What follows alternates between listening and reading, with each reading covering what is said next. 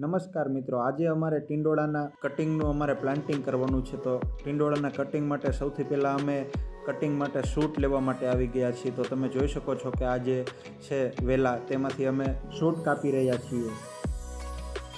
આ આખા શૂટમાંથી પછી આ રીતે નાનું નાનું કટિંગ કરી નાખવાનું અને પછી એને પાણીમાં નાખી દેવાનું.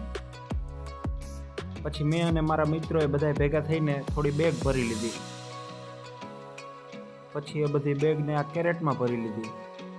આગળ તમે જોયું એ કટિંગને પછી અમે આ બેગની અંદર અમે પ્લાન્ટિંગ કરતા ગયા.